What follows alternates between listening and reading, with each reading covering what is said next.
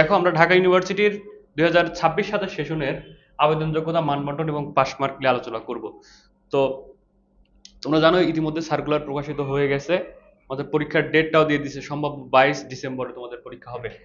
তো দেখো আবেদন যোগ্যতা, তো এখানে তোমার এসএসসিতে এসএসসি প্লাস এইচএসসি এই দুইটাতে তোমার মিনিমাম পাইতে হবে 3.5 করে। তাহলে ওভারঅল দুইটাতে দাঁড়াচ্ছে তোমার কত, 7। তাহলে 7 দাঁড়াচ্ছে, এই 7 পাইলে হবে না, তোমাকে পাইতে হবে 8। টোটাল টোটাল জিপিএ তোমাকে 8 পাইতে হবে, অর্থাৎ 3.5 প্লাস 3.5, ঠিক আছে। এই দুইটা যোগ করে তো 7 আসতেছে, কিন্তু এখানে তোমাকে পাইতে হবে 8।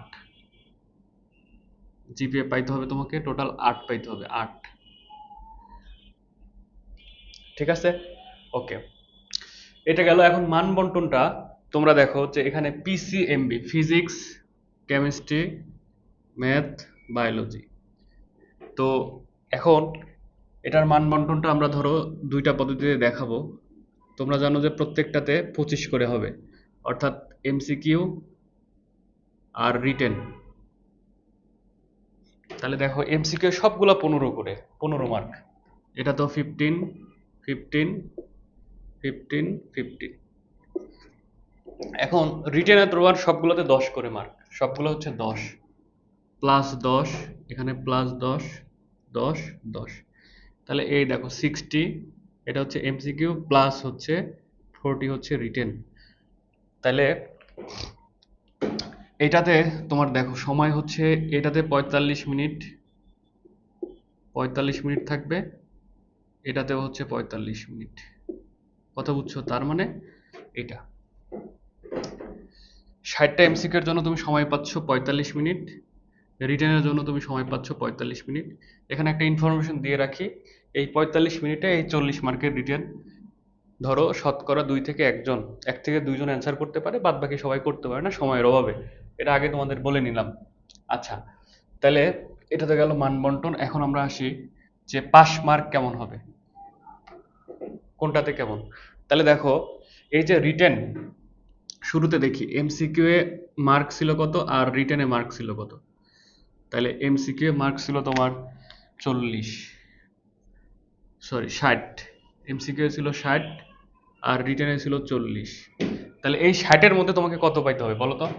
এই 60-এ পাইতে হবে, পাশের জন্য তোমাকে 60 মার্কে পাইতে হবে তোমার 24, 60 মার্কে তোমাকে 24 পাইতে হবে, এবং রিটেনটাতে 40-এ পাইতে হবে 12, 40-এ 12 পাইতে হবে, 12। এই টোটাল তোমার মার্ক দাঁড়ালো হচ্ছে 36, 36। কিন্তু এখানে আমার কথা আছে, এই দুইটা মিলে তোমাকে 40 পাইতে হবে, এই দুইটা মিলে তোমাকে পাইতে হবে 40, 40 পাইলেই তোমার হচ্ছে যে পাস, 40 পাইলেই হচ্ছে পাস। এখন এটার চাইতে তোমাকে বড় টার্গেট হচ্ছে এমসিকিউ এ এই 60টার মধ্যে 24টা পাইতে হবে। এটা হচ্ছে সবচেয়ে বড় টার্গেট। যদি এই 24 পাওয়া যাও তবেই তোমার হচ্ছে রিটেন খাতা মূল্যায়ন করা হবে। তাহলে দেখো, তাহলে মোটামুটি রিটেন খাতা মূল্যায়ন করা হয় 1700 প্লাস সিট আছে, 1700 এই সিটের 5 গুণ, ঠিক আছে, এত গুণ। তবে তোমার 5 গুণ পাস করতে পারে না। তো মোটামুটি গতবার 7000 প্লাস পাস করছে ঢাকা ইউনিভার্সিটিতে, 7 এত প্লাস। তাহলে তোমার কাঙ্ক্ষিত লক্ষ্যে যদি পৌঁছাইতে চাও, ভার্সিটিতে যদি চান্স পাইতে চাও, তাহলে একটাই টার্গেট ফিক্সড করে পড়তে হবে, যে টার্গেটটা হচ্ছে ঢাকা ইউনিভার্সিটি পরীক্ষায় জাস্ট পাস করতে হবে, বুঝছো? এটাতে টার্গেট হবে পাস করতে হবে, যারা মোটামুটি স্টুডেন্ট আছো যদি পাস করতে পারো তাহলে তারা কিন্তু যে কোনো একটা ইউনিভার্সিটিতে চান্স পেয়ে যাবে। আচ্ছা, তাহলে টোটাল মার্ক হচ্ছে কত দাঁড়ালো, 100, 100 দাঁড়ালো এই জায়গাতে 100।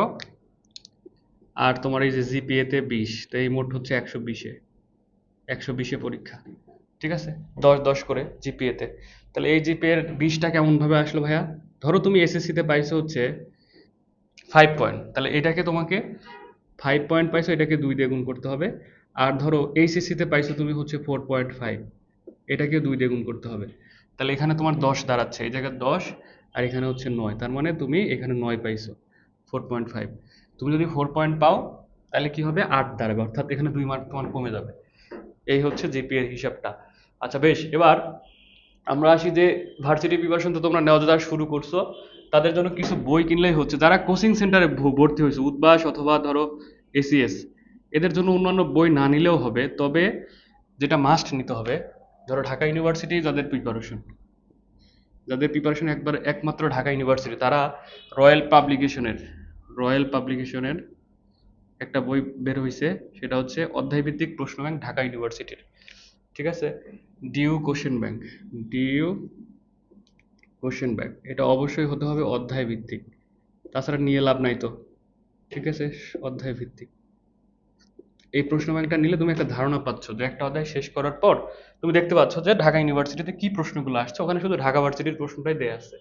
আচ্ছা, তাহলে ঢাকা ইউনিভার্সিটির টার্গেট হতে হলে আরেকটা প্রশ্ন ব্যাংক নিতে হবে, সেটা হচ্ছে রাবি নলেজ। রাবি নলেজ, এখন আমি রাজশাহী ইউনিভার্সিটির স্টুডেন্ট বলে রাবি নলেজ সাজেস্ট করতেছি না, এই প্রশ্নগুলো অনেক স্ট্যান্ডার্ড হয়।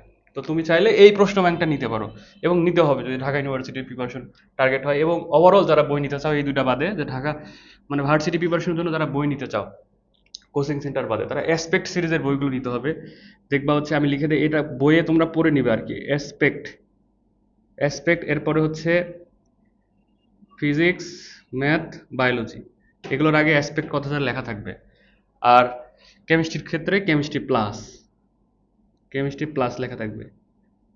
ঠিক আছে, এই, তাহলে এগুলো হচ্ছে অ্যাসপেক্ট সিরিজের বুক।